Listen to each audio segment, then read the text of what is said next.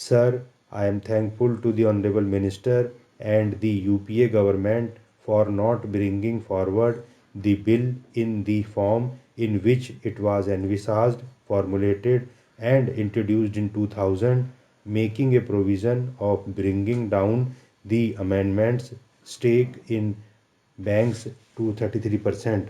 That would have been a great disservice to the economy, and the country's interest would have been seriously hurt by such a step. Then I think it would have been difficult for us to support the bill. Sir, I am thankful that such a retrograde provision has been dropped. Secondly, sir, notwithstanding the basic framework of the public sector status, the bill aims to increase the number of stakeholders in the banks so as to provide for a more equitable representation on the board of directors.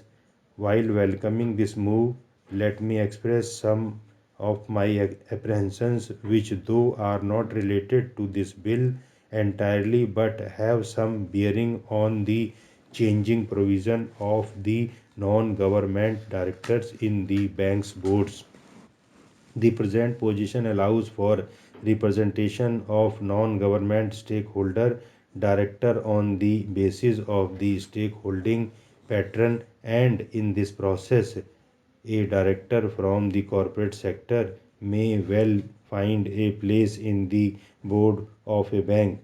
My question is, if in this process one such non-government director who is at the same time a defaulting borrower of a non-performing assets generator finds a place in the bank's board just by virtue of his shareholding, will not be a case of conflict of interests, and how do you propose to address it?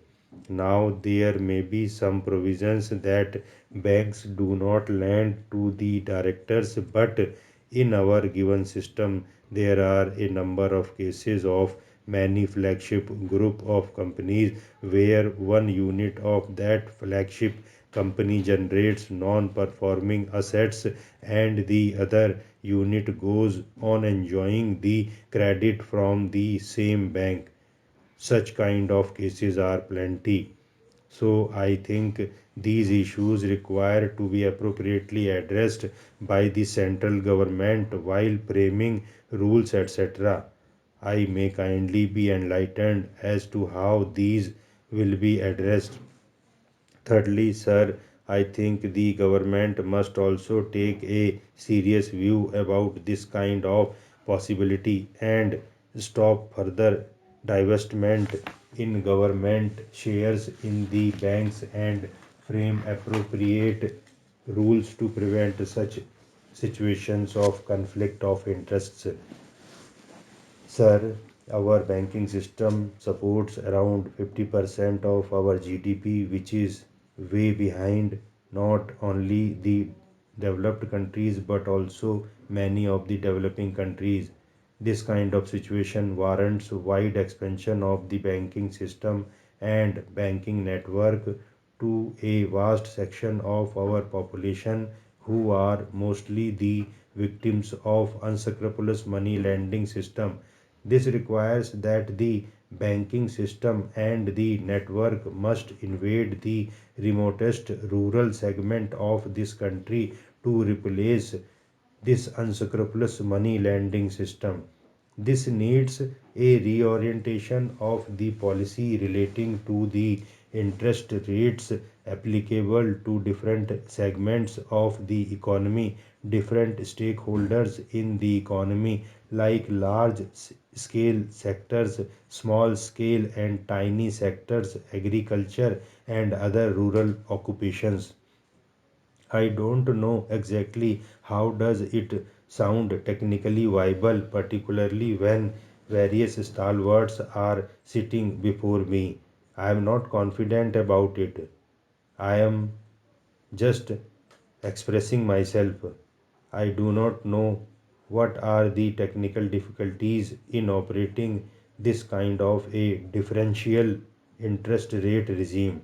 But as I understand, treating different segments of people having different economic status, having different strength in a different manner is the best way of ensuring equity. I think that is also the role of the government when they talk about common man oriented growth. So, how these two things will fit in together to have equity in these areas and access to the financial sources, I think it should be seriously considered. In the case of large scale functioning sector, in the interest burden can be passed on to the product, but in small scale and tiny sector as well as in the agricultural occupation, they do not have that much elbow room between their cost and the ruling market price in an extremely competitive scenario. In this house itself, just before this debate began, the Honorable Agriculture Minister has also admitted that even in the rural economy, the peasants do not take loan for funding their capital expenditure, putting up pumps and other irrigations, etc. That is their situation. That creates a very deep indebtedness among the farmers. So I think this warrants a very serious consideration on these aspects. So, sir, if this is the background, if this is the need, I think simply market solution cannot work. Only the center government norms cannot deliver the goods. Something more is required to be done.